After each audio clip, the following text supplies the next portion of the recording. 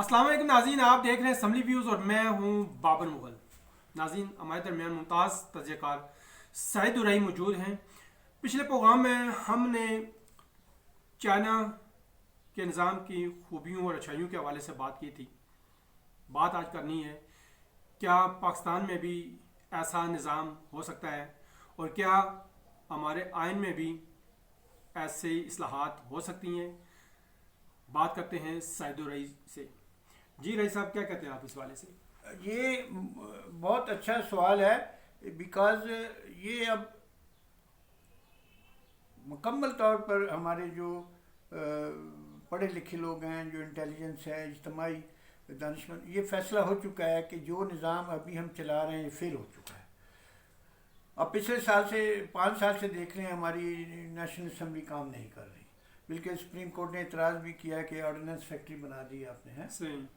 تو کوئی ادارہ اگر وہ صحیح طور پر کام نہ کرے، اور کوئی بھی ہو، میں آرمی کی مثال دے دیتا ہوں آرمی کا ادارہ اگر صحیح کام نہ کرے اور کور کمانڈرز اپنی اپنی باتیں کرنے شروع کر دیں، تو وہ تو ہم ملک کو بیچ دیں گے، ایک دن میں بیچ دیں گے، ملک ختم ہو جائے گا۔ تو کوئی بھی آرگنائزیشن اگر اس کے اندر ڈسپلن نہیں ہے تو وہ کیسے؟ قائداعظم کا تو سب سے بڑا ٹرائیڈ یہی تھا، یونٹی، فیتھ اینڈ ڈسپلن۔ اس کے حل کی طرف آئے نا۔ ہم حل کی طرف آ رہے ہیں نا۔ اصل میں ہم نے کہاں غلطی کی ہے یہ دیکھنا پڑے گا۔ میں بڑی لمبی بات نہیں کروں گا، میں جہاں جانا چاہتا ہوں وہاں پر ہمارے سیاسی لیڈر بھی پہنچ چکے ہیں۔ مجھے نہیں پتہ، شہباز شریف صاحب کا ان کا تجربہ بہت ہے اور ایک اچھے ایڈمنسٹریٹر بھی مشہور ہیں۔ ہو سکتا ہے ان سے غلطیاں بھی ہوئی ہوں، اور کوئی مجھے نہیں پتہ کیسے چل رہے ہیں مالی معاملات میں، ان کا کیا کردار ہوگا، لیکن پچھلے دنوں نے انہوں نے اپنے تجربے کی بنا پر جو حالات میں جس میں اس ملک، ایک بڑی اچھی بات کی ہے کہ ایک قومی حکومت بنائی جائے۔ جی جی، ضرور کہا تھا انہوں نے کہا ہے قومی حکومت بنائی جائے، یعنی یہ پارٹیاں بازیاں ختم کرو اور ایک قومی حکومت بنا کر 5 سال 10 سال چلاؤ، جو صحیح طور پر ایک تندہی سے اور ایک ڈائریکشن میں کام کر سکے۔ یہی بات میں نے چائنا کے بعد بتائی، وہاں ایک قومی حکومت بنی ہوئی ہے، جو بھی پارٹی ہے وہ پچھلے 70 سال سے چلا رہی ہے، اور دنیا میں سب سے زیادہ ترقی میرا خیال اس وقت چائنا اس کا مطلب ہے پارٹیاں فیل ہو چکی ہیں۔ پارٹیاں، اگر قائد اعظم سے پوچھا گیا تھا کہ آپ کا آئین کیا ہے، انہوں نے ہمیشہ ہر جگہ یہی کہا ہے ہمارا آئین تو قرآن ہے۔ کیا قائد اعظم نے نہیں کہا؟ ہر جگہ انہوں نے یہ کہا ہے کہ ہمارا آئین اللہ تعالیٰ نے 1400 سال پہلے، اور ہم قرارداد مقاصد میں تسلیم کر چکے ہیں کہ کوئی بھی اصول جو ہے قرآن اور سنت کے خلاف نہیں ہوگا۔ بڑی اچھی بات ہے، یعنی ہر اصول جو بھی ہم بنائیں وہ تو رائے ہوتی ہے نا، جو ہم بناتے ہیں، جو آئین بھی بناتے ہیں، یہ قومی رائے ہے۔ اصل چیز تو قرآن سننا، اور اس کے بعد ایک رائے ہوتی ہے۔ رائے ہاں، تو رائے تو فائنل نہیں ہوتی، رائے چینج ہوتی رہتی ہیں، ہم اس آئین میں بھی تبدیلی کرتے رہتے ہیں، لیکن قرآن اور سننا میں ہم تبدیلی نہیں کر سکتے۔ ایسے ہی۔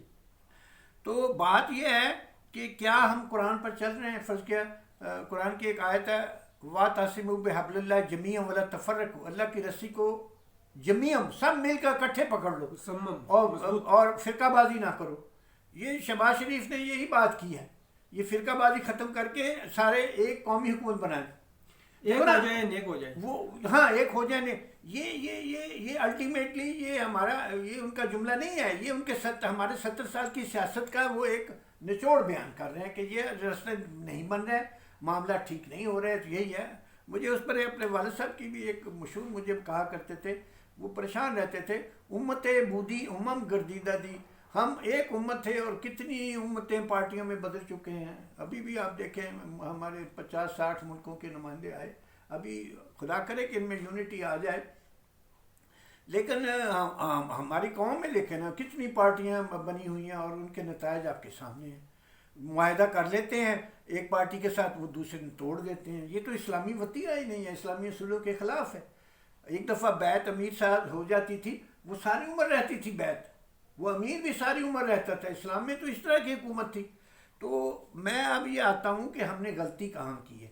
ہم نے غلطی شروع میں جب قرارداد مقاصد ہمارے بزرگوں نے دی، اس میں کچھ اصول بہت خوبصورت متعین کیے، میں ادھر ہی آنا چاہتا ہوں۔ اس نے سب سے کہا کہ کائنات کی طاقت صرف اللہ کے پاس ہے، اور یہ اللہ کی طاقت امانت کے طور پر جو ساورنٹی حکمرانی ہے، یہ ایک سیکرٹ ٹرسٹ ہے، ہمارے پاس امانت ہے، بندے کے پاس امانت ہے. یہ عوام پاکستان انہوں نے کہا، لوگوں کے پاس ہے، کسی اور کو نہیں کہا، کسی پارٹی کو نہیں کہا. کس کو کہا ہے؟ میری بات یاد رکھیں، عوام کے پاس ہے. اور پھر اگلا جملہ ہے ہم نیو آرڈر بنائیں گے، ایک نیا نظام بنائیں گے. یہ لکھا ہوا ہے قرارداد مقاصد میں، ہم نیا ایک آرڈر بنائیں گے. آپ قرارداد مقاصد نیچے پہلے سے اخیر تک پڑھیں، اس کی تعریف کی ہے انہوں نے کہ وہ آرڈر ایک نیا آرڈر ہوگا، اور اس میں لکھا ہوا بھی ہے اگلے جملے میں جو ڈیموکریسی ہوگی اسلامی اصولوں پر ہوگی. ہم نے سیدھی بات ہے، کوئی بیوقوف ہوگا جو کہے گا کہ جو ڈیموکریسی جمہوریت ہم نے چلائی ہے یہ مغربی جمہوریت ہے، تو اسلامی اصولوں کی ہے. یہ سب سے بڑا فراڈ ہم نے یہ کیا. اسی لیے بھٹو بہت عقل مند تھا، میں اس کو تعریف کرتا ہوں، آئین بنایا ہے، لیکن یہ وہ فراڈ کر گیا. اس نے اسی لیے قرارداد مقاصد کو نکال دیا تھا. اس کو پتا تھا کہ اگر اس کو میں اندر رکھتا ہوں تو میں تو پارٹیاں قائم ہی نہیں کر سکتا. اس میں پارٹیوں کا ذکر ہی نہیں ہے. اللہ کی امانت لوگوں کے پاس ہے، لوگ اپنے نمائندے چن کے لے آئیں گے، بات ختم ہو گئی. لوگ اپنے نمائندے چن لیں. فرق ہے قومی سطح پر ہر ممبر جو ہے وہ قومی سطح پر چن کے آ جائے اسمبلی میں، وہ اپنا لیڈر بنا لیں، بات ختم. ایک ہی پارٹی ہوگی. چائنا میں بھی تقریباً اسی طرح کا ان کا اپنا ہے، لیکن ان کا یہی نظام ہے. اسلامی شریعت شروع میں آپ خلیفہ دیکھیں جس پر بیعت ہو جاتی تھی، جو چن لیا جاتا تھا، بات دیٹس آل. کوئی دوسری پارٹی ہمیں نظر نہیں، وہی حزب اللہ ہوتی تھی، وہی اللہ کی پارٹی ہوتی تھی. ہمیں اس نظام میں یہ قرارداد مقاصد کے مطابق اپنی پولیٹیکل سٹرکچر کو چینج کرنا پڑے گا. یہ پارٹیوں کا اس میں کہیں گنجائش نہیں ہے. پارٹیاں اگر ممبر پہلے سے چن لیں تو عوام کی تو رائے ہی ختم ہو گئی، تو سلیکٹڈ ہو گئے.